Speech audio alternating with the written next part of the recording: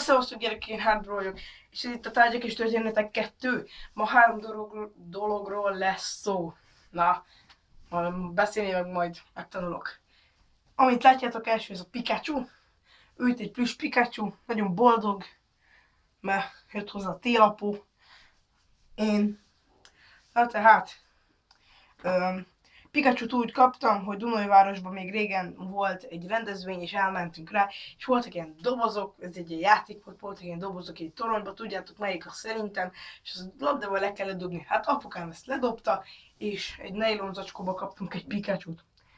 Ha megnyomtam a hasát, akkor sípolt a fájdalomtól, de mivel bevittük a vízbe, meggyógyult, és már nem sípolt.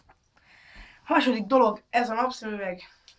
Ezt mi barátaimmal úgy hívjuk, hogy kukkoló szemüveg, azért, mert ez a fedés, ez a színes fedés, ez olyan, mint egy tükör, és innen belülről, ugye én látok rendesen, csak hát kívülről nem lehet látni azt, hogy én mit nézek benne. Ezért kukkoló szemüveg, mert azt nézek, amit akarok, és aztán veszik észre.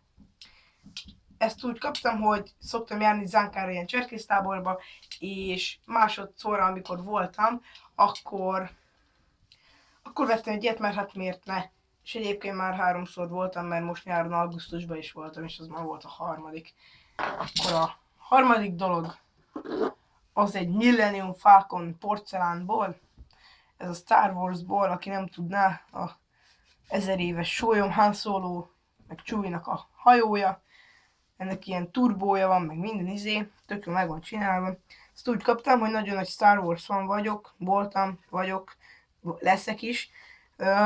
És hát kaptam egy újságot, amiben ez volt benne, volt körülötte ilyen üveg, csak az eltört. Hát ja, szépen visszatesszük. Ja, és egyébként most fogják játszani, vagy már játszották, nem tudom, de szerintem még csak most fogják a Zsivány 1-est, a Star Wars 7, az ébredő erőnek a hát úgy előzetesét, hogy ami előtte történt, mert hát senki se tudja, hogy mi történt előtte. Na, én Hardbro voltam, csá!